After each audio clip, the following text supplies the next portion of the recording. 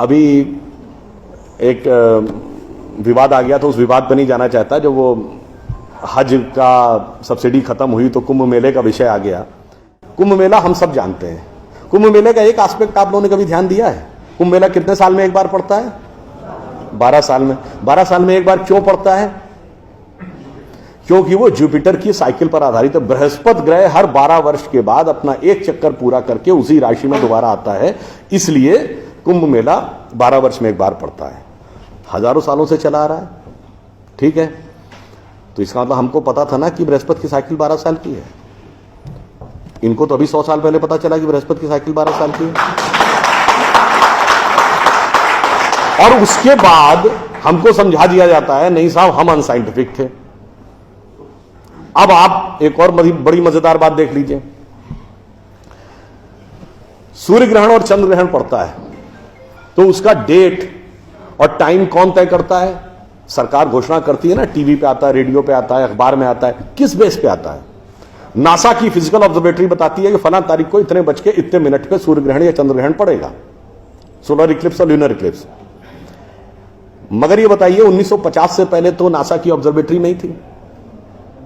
1920 में जब Albert Einstein ने रिलेटिविटी की थ्योरी दी, उससे पहले रिलेटिव मोशंस ऑफ प्लैनेट नहीं पता था। सॉरी, 1916 में। 1920 में एडविन हबल एक साइंटिस्ट हुए जिन्होंने एक्सपेंडिंग यूनिवर्स की थ्योरी दी, उससे पहले एक्सपेंशन ऑफ यूनिवर्स नहीं पता था। 1900 में मैक्स प्लैंक साइंटिस्ट हुए जिन्होंने लाइट की क्वांटम की थ्योरी दी, फोटॉन्स वाली, उससे पहले प्रोपगेशन ऑफ लाइट ही नहीं पता था। 1897 में जे टॉमसन ने इलेक्ट्रॉन खोजा, उससे पहले आप मानते थे एटम अनडिविजिबल है। और 1633 में आप ये कहते थे, गैलीलियो को फांसी दे रहे थे इस बात के लिए कि उसने कहा सन रिवॉल्व्स राउंड द अर्थ गलत है।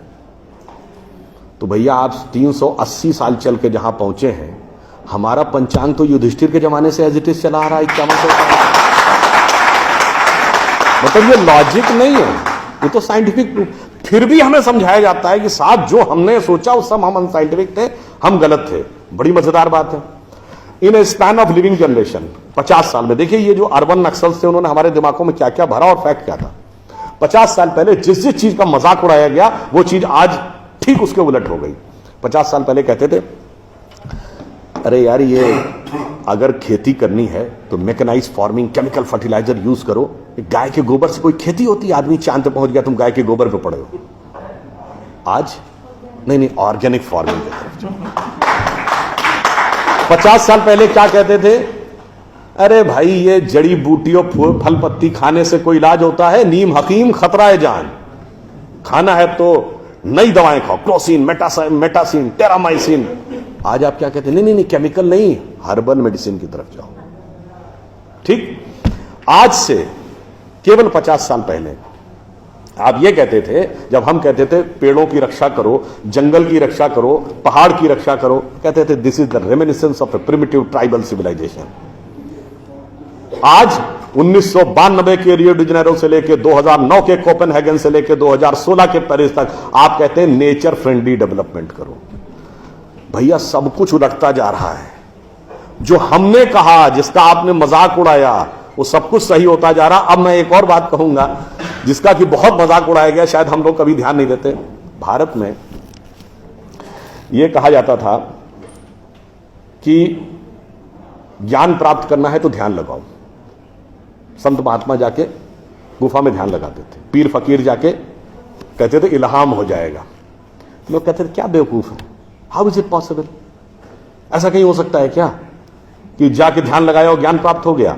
If you want to attain knowledge you must outreach, understand the things, meet the people, visit the place, like what Darwin has done. अब 50 साल बाद मैं आपसे पूछता हूं, आपको न्यूयॉर्क टाइम्स अखबार पढ़ना है तो दो रास्ते हैं। एक, यहां से दिल्ली से न्यूयॉर्क की फ्लाइट पकड़िए, 16 से 22 घंटे लगेंगे डिपेंडिंग अपॉन योर फ्लाइट, और आज का अखबार कल पढ़िए। और दूसरा है कि मोबाइल पे डाउनलोड करिए खट से और पढ़ लीजिए। क्यों? आपके हाथ में डिवाइस है, जिसने डिवाइस बनाई उसने सॉफ्टवेयर भी बनाया है, और जिसने सॉफ्टवेयर बनाया उसने सपोर्टिंग नेटवर्क भी बनाया है। उसी ढंग से हमारा शरीर एक डिवाइस है, तो इसके अंदर मन, बुद्धि, चित्त, अहंकार और कॉन्शियसनेस एक सॉफ्टवेयर है, और उसका कनेक्टिंग नेटवर्क भी है। बस नेटवर्क से कनेक्ट होना है और सब डाउनलोड है। और अंत में मैं एक उदाहरण दूंगा। सब कुछ कहा जाता था कि पैसे के कारण शोषण हुआ, इसलिए खड़े हो जाओ, लोगों के साथ भिड़ जाओ। हमारे यहां परंपरा में त्याग का महत्व था।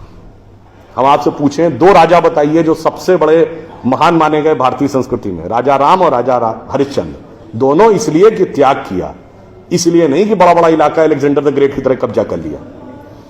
अब मैं एक आपको उदाहरण देता हूं, वो त्याग कैसे समाज में रचा बसा था। हमारे पूज्य संतों में से एक हुए संत रविदास, काशी के रहने वाले थे। उनके पास भगवान राम की एक मूर्ति थी। काशी नरेश उनके पास गए, कहा जाता था इतनी सिद्ध मूर्ति है, आप कृपया इसे मुझे दे दीजिए।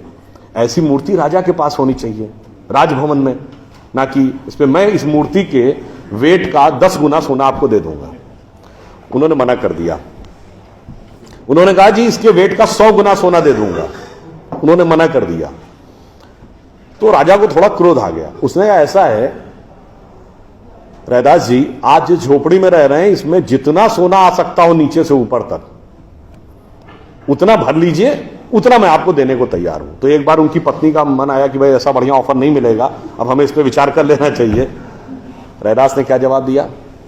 एक मोरो राम नाम धन, एक मोरी आशा, ऊ धन आई है ई चले गई हैं, ना चाहे भगत रैदासा। मना कर दिया। रैदास जी क्या थे? वो जूते बनाते थे, आज की परिभाषा के अनुसार दलित थे। अब आप आइए, संत कबीर जुलाहा थे, आज की परिभाषा के अनुसार ओबीसी।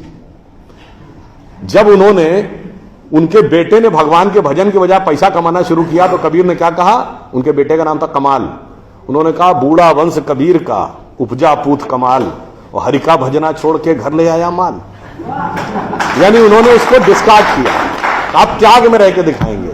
अब आप आइए, मीराबाई राज परिवार की थी आज के हिसाब से, फॉरवर्ड।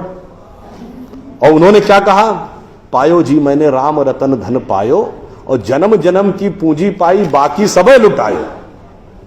उन्होंने भी पैसे की तरफ नहीं रहा। और अंत में ये सब एक ही कंटेम्परेरी है, तुलसीदास जिन्होंने रामचरितमानस लिखी, वो ब्राह्मण थे, फॉरवर्ड आज के जमाने के हिसाब से।